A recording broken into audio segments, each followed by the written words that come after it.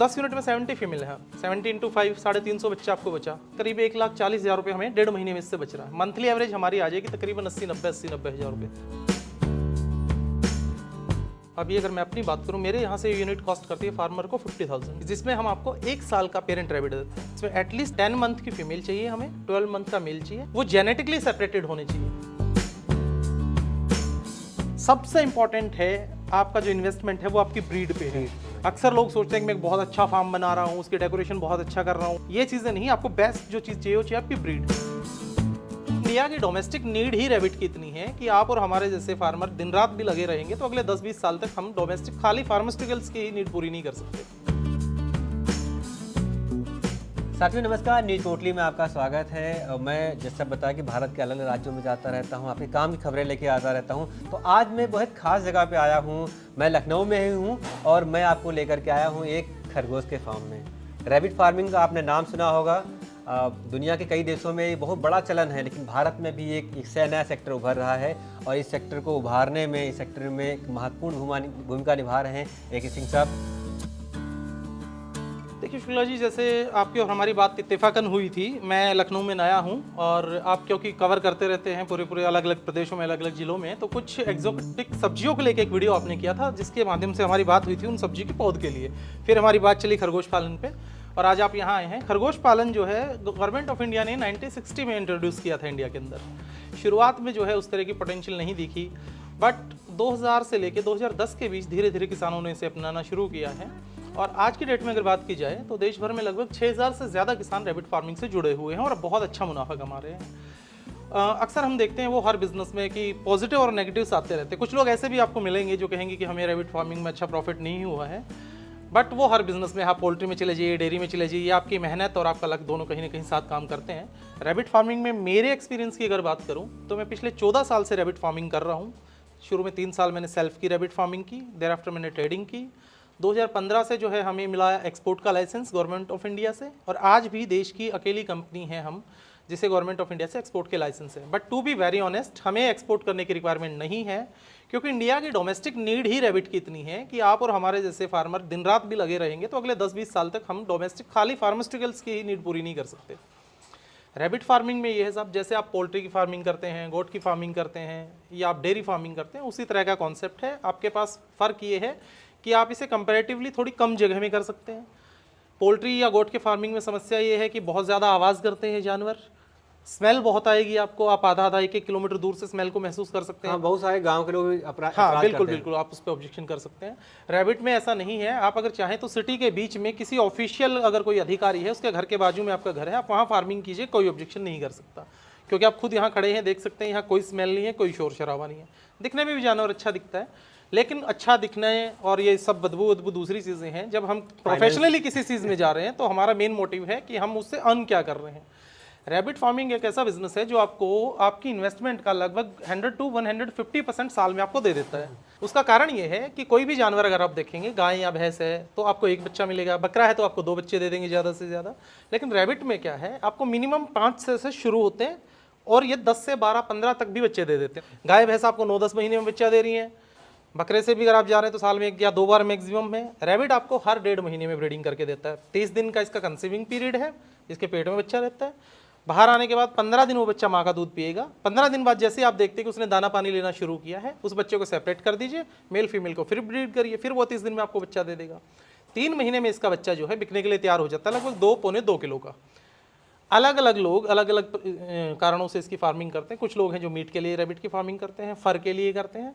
मेरे यहाँ से, क्योंकि फैमिली बैकग्राउंड भी उस तरह का नहीं रहा है, मीट का चलन नहीं है, तो मेरे यहाँ जितनी फार्मिंग हम लोग करते हैं, हम लोग रैबिट को पेट के लिए पालते हैं, ब्रीडिंग फॉर्म्स के रिक्वायरमेंट के लिए पालते हैं। मेडिकल के जितने स्टूडेंट्स हैं उन्हें रिसर्च के लिए चूहे और रैबिट्स की ज़रूरत होती है, उनके लिए।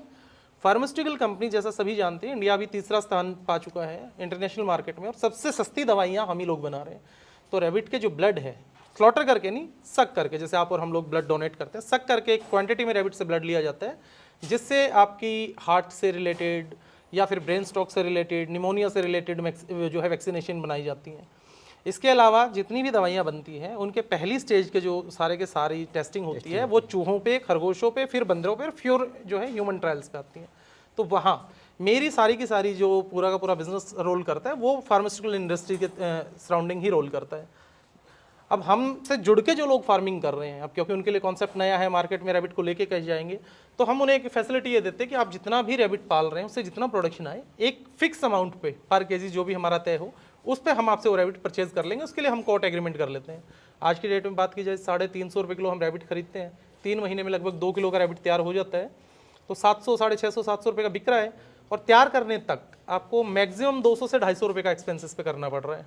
हम लोग आगे बढ़ेंगे, बहुत सारे सवाल मेरे मन में भी हम उनको पूछेंगे। हमने कहा कि किसी पर्सन को एक जोड़ा कैसे पालना, मतलब एक मेल या फीमेल होना चाहिए, या उनका क्या रेशियो, मान लो किसी के पास 10 है, कैसे? देखिए, दो चीजें हैं। अगर आप अपने लेवल पे शौक के लिए एज अ पेट रैबिट पालना चाह रहे हैं, फिर आप मुझसे 1, 2, 4 जोड़े ले सकते हैं। लेकिन अगर आप चाह रहे हैं कमर्शियली रैबिट की बात कर रहा हूँ, तो फिर मेरे यहाँ से आपको सबसे छोटा प्रोजेक्ट जो लगेगा वो लगेगा 100 रैबिट्स का, 10 यूनिट्स। 1 यूनिट्स में आपको बता देता हूँ, ये जो आप देख रहे हैं केज, ये लगभग 8 फीट लंबा और 4 फीट चौड़ा एक केज है, और इसमें 2 बाय 2 के 5 बॉक्स इस साइड है, 5 बॉक्स उस साइड है।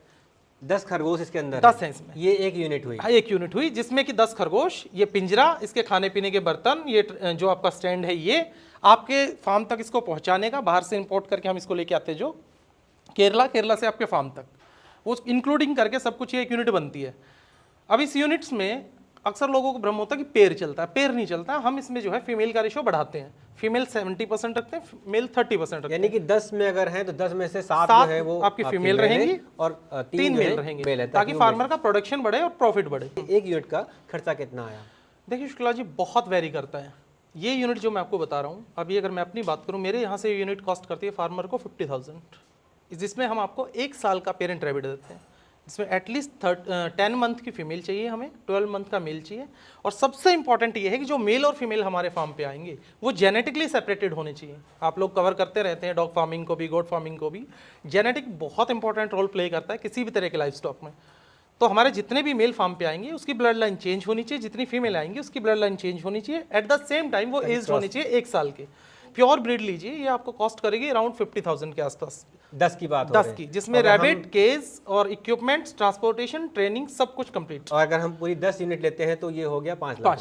अब 5 लाख का इनिशियल खर्चा है। हाँ, इनिशियल। अब इसकी प्रॉफिट की अगर आप बात करोगे तो हम काउंट ये करते हैं कि 5 से 12 तक फीमेल जो है बच्चे दे देती है, कोई 6, कोई 7, कोई 8, कुछ मॉर्टलिटीज भी लगा लीजिए 7, 8, 10%। मैं कह रहा हूँ कि अगर इन हैंड हमारे 5 या 6 की एवरेज से भी बच्चा बच रहा है, 5 भी मान लें, तो 10 यूनिट में 70 फीमेल है आपकी, 70 × 5 350 बच्चा आपको बचा। और जैसे हमने बात की, एक बच्चे पे हमें एटलीस्ट 450 रुपये प्रॉफिट आता ही आता है। आप और कम कर लीजिए, 400 रुपये भी मान लें, तो हमारा ऑलमोस्ट ये मान लीजिए करीब 1,40,000 रुपये हमें 1.5 महीने में इससे बच रहा है। मंथली एवरेज हमारी आ जाएगी तकरीबन 80-90 हज़ार रुपये एक्सपेंसेस निकाल के। 5 लाख रुपए का जो हमें इनिशियल खर्चा, वो कैपिटल जो खर्चा किया, उसके बाद में रनिंग कॉस्ट थोड़ी बहुत होगी, लेकिन फिर हमारे रनिंग कॉस्ट कट करने के बाद आपको प्रॉफिट 80-90,000 पर मंथ है।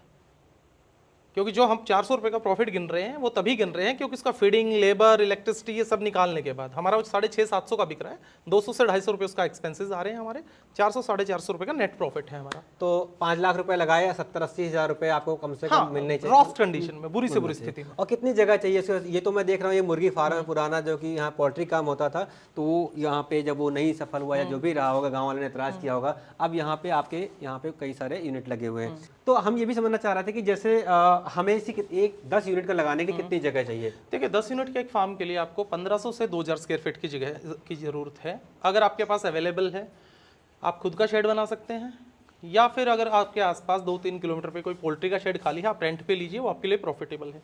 कुछ कंडीशन ऐसे हैं कि हमारे पास स्पेस नहीं है, अगर हम शहर में हैं या गांव के अंदर ही करना चाह रहे हैं, फिर उस कंडीशन में ये होता है, जो ये केज आप सिंगल लेयर देख रहे हैं, इसको 2 या 3 टियर कर दिया जाता है। आप इसको घर के बैकयार्ड में भी कर सकते हो, आपकी अगर छत खाली है, छत के ऊपर आप एक इस तरह का शेड बना के तब भी कर सकते हो। स्टैंडर्ड साइज हमारा रहेगा लगभग 60-70 फीट लंबा और 20 से 25 फीट चौड़ा एक शेड आपके पास हो। वेंटिलेशन होना चाहिए, वेंटिलेशन प्रॉपर। अच्छा, ये मैंने देखा है पंखे भी नहीं लगे हैं, कुछ सर्दी का भी, मतलब मुर्गी वालों को काफी इंतजाम करना पड़ता है, वो भी कुछ नहीं है? नहीं, देखिए रैबिट में एक चीज अच्छी है, हालांकि रैबिट के लिए जो बेस्ट टेम्परेचर है वो है 10 से लेके 35-38 डिग्री तक। बट एक अच्छी चीज इसके साथ ये है, लोगों में एक मिसकंसेप्शन ये है कि रैबिट बहुत नाजुक जानवर है। नहीं, आप देखेंगे खेतों में जानवर को, आप देखते हैं रैबिट को, वो गर्मी, सर्दी, बरसात खुला घूमता है, कोई इश्यू नहीं उसे। हाँ, अगर हम चाहें तो फैन यूज़ कर सकते हैं। हम लोग बेसिकली क्या करते हैं, गर्मियों में टाट की बोरी अपने फार्म के सराउंडिंग लगाते हैं, और ये पाइप अगर आपको दिख रहा है हमारे ऊपर फॉगर। हाँ, तो या तो हम फॉगर इस्तेमाल कर लें, या इसी पाइप को उस बोरी पे बांध दीजिए और हल्की से ड्रिपिंग कर दीजिए। देखिए, जो रैबिट आप देखते हैं इंडियन ब्रीड के, वो रैबिट इसका लगभग 40% का ही होगा, 30 to 40%। बहुत छोटा सा रैबिट मिलेगा। हाँ, ये रैबिट अगर आप देख रहे हैं, आप इसकी लेंथ अगर देखेंगे, इसका बॉडी वेट देखेंगे, ये स्ट्रक्चर देखिए। अब ये मेरे चेस्ट से मेरे ऑलमोस्ट बेल्ट तक आ रहा ये कम से कम 5 किलो का होगा? है। नहीं, ये बॉडी वेट इसका लगभग अभी होगा 3 kg के आसपास। एक जो स्टैंडर्ड बॉडी वेट है पेरेंट का, वो लगभग 2 kg के आसपास। ये पेरेंट्स है? हाँ, ये सब अच्छा, ये कहाँ के हैं, मतलब इनकी? ये अलग अलग कंट्री ऑफ ओरिजिन के हैं। इसमें से जैसे आपने ये व्हाइट देखा है, ये न्यूजीलैंड व्हाइट रैबिट है, न्यूजीलैंड की ब्रीड है। ये अगर आप देख रहे हैं तो इसको हम हॉलैंडर बोल देते हैं। हॉलैंडर? हाँ, हॉलैंड की ब्रीड है। इस पे एक पैच बीच में व्हाइट रहता है और बाकी टोटल ब्लैक रहेगा। इस तरह की एक ब्रीड आपकी अगर आप देखेंगे, ये हमारी सोवी चिंचला है। इसमें एक अमेरिकन चिंचला, एक सोवी चिंचला। ये वही है चिंचला जिनमें चिंचला फर? हाँ, चिंचला फर जिसमें आप यूज करते हैं। तो बेसिकली वही इस्तेमाल किया जाता है। ये आपका जो है ग्रेजेंट रैबिट रहता है। तो इस तरह की लगभग, ये बहुत सारे लोगों को लग रहा होगा कि ये जो मतलब उठाने का तरीका है, थोड़ा सा लग रहा है ना कि हिंसा टाइप का, लेकिन शायद खरगोश या बिल्ली इनको उठाने का नहीं, बिल्कुल ये आपने सही सवाल उठाया है। अक्सर लोगों को जब हम रैबिट को इस तरीके से पकड़ते हैं तो मेरे भी कई बार वीडियोस पे कमेंट आते हैं कि साहब आप तो जो है जानवरों के साथ हिंसा कर रहे हैं। ऐसा कुछ नहीं है। रैबिट को अगर आप नीचे से पकड़ेंगे तो उसको होगी हल्की सी गुदगुदी, और वो खुद भी तंग होगा और आपके भी हाथ पैर फाड़ देगा। रैबिट को उठाने का तरीका बेसिकली ये है कि आप इसके कान को इसकी हाँ उठाइए ना, तो दिखाइए। हाँ, देखो रैबिट को प्रॉपरली जो है आप जब होल्ड करते हैं तो उसको उठाने का तरीका ये है। आप इसके, ये कान है, कान को आप इसकी पिछली स्किन पे ले जाइए और आप स्किन लीजिए। अब मैं इसे कितनी देर होल्ड करूं, ये हिलेगा भी नहीं। लेकिन अगर गलती से इसी रैबिट को मैं यहाँ से उठाना शुरू कर दूं तो ये अक्सर लोग ऐसे उठाते हैं। हाँ, ये तुरंत मुझे ये देखिए, ये तुरंत वो पंजे मारने शुरू कर देगा, क्योंकि इसको हाँ अंदर से उसकी इचिंग होगी, गुदगुदी होगी। तो ये हमारे कुछ आपने हॉलैंड के और ऑस्ट्रेलिया के भी थे ना आपके पास? हाँ, मैंने आपको मोस्टली ब्रीड दिखाई। आपको न्यूजीलैंड व्हाइट दिखाया है, रशियन चिंचला दिखाया है, हॉलैंडर दिखाया है। न्यूजीलैंड की ही 3 ब्रीड होती हैं। अच्छा, वो न्यूजीलैंड में न्यूजीलैंड ब्लैक है, न्यूजीलैंड व्हाइट है, और न्यूजीलैंड रेड जिसे टाइगर भी बोल देते हैं। तो हम लोग इंडिया में जो है वो 6 से 7 ब्रीड जो सुपीरियर हैं, जिनके पिछले 10, 12, 15 साल के परफॉर्मेंसेस बेस्ट आए हैं, जिनका survival rate, breeding rate best है, वही हम फार्मर को अवेलेबल कराते हैं।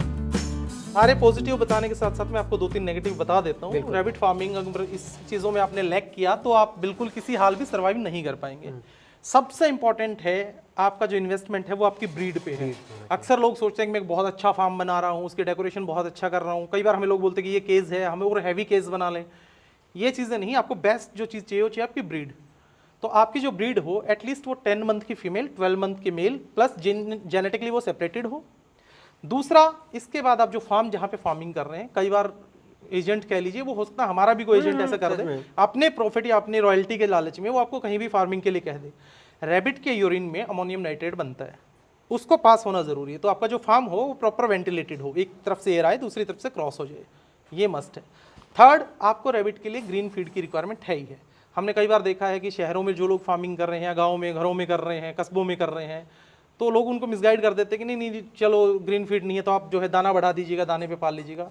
रैबिट की फीड में 80% जो सोर्सेज हैं वो आपके ग्रीन लीव्स, हे, सूखा भूसा जो है, मूंगफली का भूसा हो गया, चने की दाल का हो गया, इस तरह के जो आइटम है वो है। 20% ही दाने की रिक्वायरमेंट है उसका। तो आपके लिए अच्छा साफ पानी, वेंटिलेटेड पूरा आपका एरिया, ग्रीन फीड, भूसा और सॉलिड फीड। हम लोग ये मानते हैं कि सबसे अच्छा मैन्योर काऊ डंग का है, कि गाय का जो गोबर की खाद है वो बेस्ट मानी जाती है, या मुर्गी की खाद यूज़ करते हैं लोग। मैं आपको चैलेंज कर रहा हूँ आपके चैनल से, आप कहीं भी जाइए, रैबिट मैन्योर से अच्छी खाद आपको कहीं नहीं मिलेगी। क्योंकि जितनी भी खाद हम बात कर रहे हैं वो सारी हॉट खाद है, हॉट मैन्योर्स हैं। रैबिट की जो खाद है वो जो है कोल्ड मैन्योर है। इसमें लगभग 7 से 8 अनाज हैं। इसमें आपका मक्का है, बाजरा है, चने का चूरी है, मटर है, सोयाबीन की खली है, मूंगफली की खली है। और रैबिट के साथ ये है कि जितना खाना वो खाता है उसका सिर्फ 35% ही पचा पाता है। 65% रैबिट जो है अपने मैन्योर के साथ वापस निकाल देता है। कुल मिला के है कि इसका जो वेस्ट है, जैसे ही वो सूखा ड्राई फॉर्म में हुआ, आप उसे डायरेक्ट अप्लाई कर दीजिए। रैबिट क्या कोई भी जानवर जब बच्चे देती है तो वो अपने लिए एक सेफ स्पेस ढूंढती है फीमेल। रैबिट का कंसीविंग पीरियड 28 से 32 दिन का है, एवरेज 30 दिन। तो हम लोग क्या करते हैं, जब ब्रीडिंग कराते हैं रैबिट की तो 25 दिन के बाद की एक डेट नोट करके रखते हैं रजिस्टर पे या इसके फीडर बॉक्स पे मार्क कर लेते हैं। कुछ पे आप देखेंगे तो मार्क है भी, ये डेट मार्क्स रहती है फीडर बॉक्स के ऊपर। ये हाँ, तो एक डेट मार्क कर लिया जाता है कि कब उसको ब्रीड कराया गया है। अब 25 दिन के बाद हम उसके पार्टीशन में, ये नेस्ट बॉक्स इसको बोलते हैं हम रैबिटरी की भाषा में, इस नेस्ट बॉक्स को अंदर इंसर्ट करते हैं। रैबिट की एक आदत ये होती है कि जब वो बच्चे देने वाली होती है तो उसके 4 से 5 दिन पहले वो अपनी चेस्ट से बाल उतारना शुरू करती है। अच्छा, हाँ, मैंने देखा कई जगह कुछ हाँ, बाल कई दिखाई उतारते पड़ हैं। रहे हैं। तो इसमें कुछ हम सूखी घास सॉफ्ट या नारियल का जो चूरा है उसका रेशा वो डाल देते हैं, या कुछ वो अपना पुआल। बाल उतारती है, हाँ बिल्कुल पुआल भी। तो उसमें वो अपनी बाल उतार के एक नेस्ट बनाती है अपने बच्चों के लिए और उसमें नेस्ट देती है। अब यूजुअली वो क्या करती है, सुबह शाम उसमें जाएगी, बच्चों को दूध पिलाएगी, फिर बाहर आके बैठ जाएगी। 12-15 दिन बाद वो बच्चा आपका जब दाना पानी खाना शुरू कर देगा तो उस बच्चे को हम अलग कर देते हैं, मेल फीमेल को फिर से ब्रीड कर देते हैं। देखिए ब्रीडिंग के लिए ये है कि पहली बार जब हमारे पास स्टॉक आ रहा है तो हमें उसे मैन्युअली चेक करना पड़ता है फीमेल की हीट की, जैसे हम डॉग में करते हैं, कैट्स में करते हैं।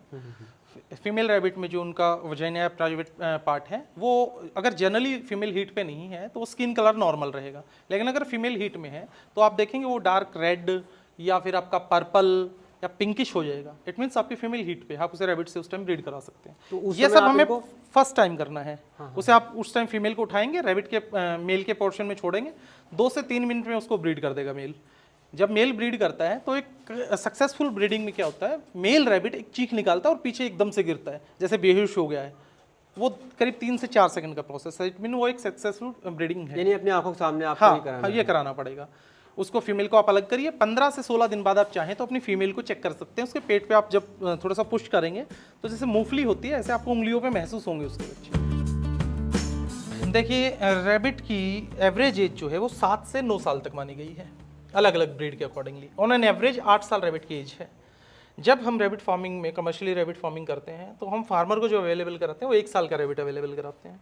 हम आपको सजेस्ट ये करते हैं कि अगले 5 साल तक आप इससे ब्रीडिंग कराइए, 6 साल मतलब उसकी एज का, 5 साल तक आप ब्रीड कराइए। 5 साल के बाद अगर मैं अपनी पर्टिकुलर बात करूं मेरी कंपनी की, तो हम अपने फार्मर के साथ एक डील ये करते हैं कि कंटिन्यू अगर 5 साल तक जितना रैबिट है वो आप इधर उधर मीट वीट के लिए नहीं बेचते और हमें ही वापस दे रहे हैं, तो 5 साल के बाद जब ये रैबिट चेंज करने का होगा तो जितना पेरेंट आप हमें लाइव वापस देंगे उतना ही फ्रेश पेरेंट यंग हम आपको फ्री ऑफ कॉस्ट देंगे। सिर्फ आपसे ट्रांसपोर्टेशन चार्ज लिया जाएगा जो भी हो, जो कि आज के टाइम पे लगभग 50 से 60,000 पड़ता है इस 5 लाख में।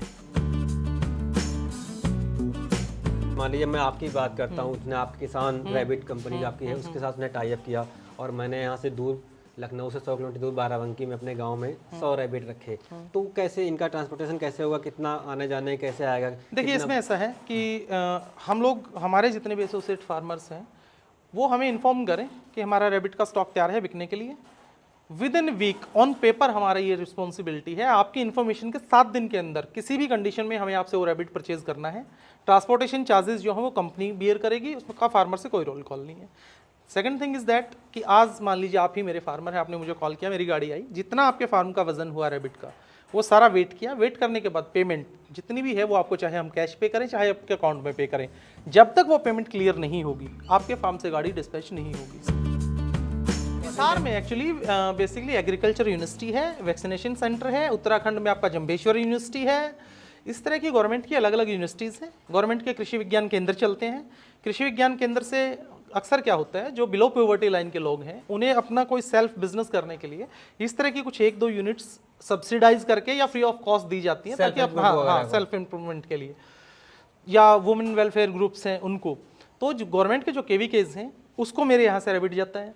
जितनी फार्मास्यूटिकल कंपनीज हैं उनको टेस्टिंग के लिए सबसे पहले कोई भी मेडिसिन जब आपकी मार्केट में आती है तो वो सबसे पहले चूहों पे, फिर खरगोशों पे, फिर बंदरों पे उसके ट्रायल होते हैं, देन वो ह्यूमन ट्रायल के लिए मार्केट में लाई जाती है।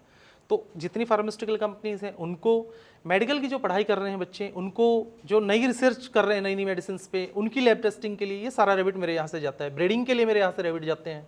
घरों में पेट रैबिट अगर आपको चाहिए आप एक शॉप पे जाएंगे, शॉप वाला होलसेलर से लेगा, होलसेलर डिस्ट्रीब्यूटर से लेगा, डिस्ट्रीब्यूटर हमारे फार्मर्स से लेगा। डिमांड है यानी कि आप अगले 10-20 साल में कह रहा हूँ कि जितनी भी कोशिश कर लीजिए, डोमेस्टिक डिमांड इंडिया की भी पूरी नहीं कर पाएंगे, एक्सपोर्ट करने की तो बहुत दूर की बात है। यहाँ लगभग हम 30 से 40 तरह की सब्जियाँ उगा लेते हैं। और चलिए हमारे पास तो स्पेस नहीं है, अगर स्पेस आप पे कम भी है तो ये आप देख रहे हैं बॉटल्स में हम लोगों ने जो है यहाँ टमाटर, मिर्ची और बहुत तरह की सब्जियाँ यहाँ उगा रखी हैं। तो ऑर्गेनिक खा सकते हैं आप, इसके मेन्योर से आप अपना जितनी भी सब्जियाँ उगाइए। यहाँ हम किसी तरह का कोई खाद, कोई फर्टिलाइजर यूज़ नहीं कर रहे हैं। तो साथियों, उम्मीद करता हूँ कि हमारी जो ये बातचीत है ये आपको पसंद आई होगी।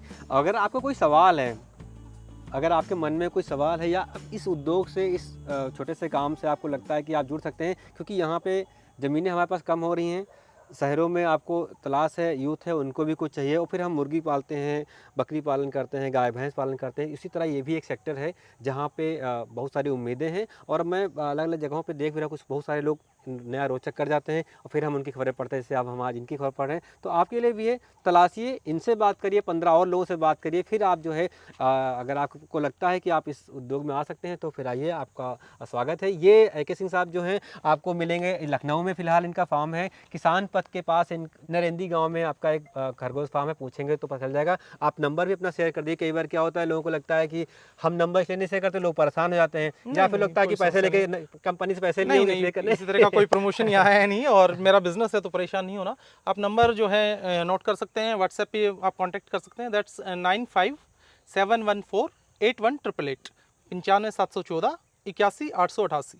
आप व्हाट्सएप कर सकते हैं, कॉल कर सकते हैं, सुबह 9 से 6 एनी टाइम। तो आप इनसे बात करिएगा और इस पूरे इंडस्ट्री को अच्छे समझिएगा। सिर्फ अरविंद शुक्ला पे भरोसा करने की जरूरत है, न्यूज़ पोर्टली पे आप भरोसा मत करिए, पोटेंशियल समझिए।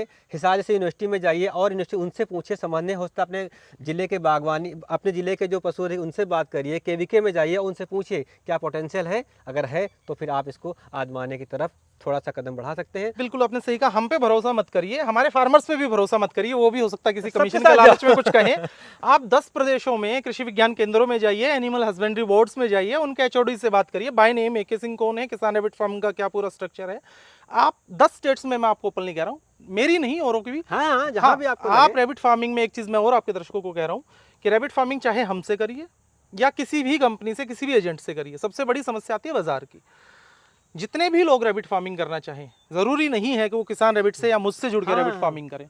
अगर किसी को रैबिट फार्मिंग करने में कहीं कोई प्रॉब्लम आ रही है या स्टॉक बेचने में कहीं कोई प्रॉब्लम आ रही है, देश के किसी भी हिस्से में, उनका स्टॉक परचेज करने की जिम्मेदारी मेरी है और उन्हें टेक्निकल सपोर्ट करने की जिम्मेदारी मेरी है, चाहे वो फार्मर मुझसे जुड़ा है या ना जुड़ा। ये बहुत बड़ी बात है, ये बहुत अच्छी वो बहुत सार्थक बात है। चाहे भले आपने इनके यहाँ से बिजनेस नहीं किया हो, भले आपके साथ इनका कोई कांटेक्ट ना हो, लेकिन आप इनको संपर्क कर सकते हो, नंबर मैंने दिया है। तो सवाल पूछेगा, हम दोबारा भी यहाँ पे आएंगे और हमें पता है बहुत सारे सवाल आप पूछने वाले हैं, बहुत सारी चीज़ें हम यहाँ से भूल गए होंगे, तो हम फिर नेक्स्ट वीडियो लेकर के आएंगे। उसमें मैं और दोनों लोग यहाँ पे कुछ घंटे बिताएंगे और आपके लिए फिर एक अच्छा सा वीडियो लेकर के आएंगे। बहुत शुक्रिया, धन्यवाद। शुक्रिया साहब, आपने समय दिया इतना।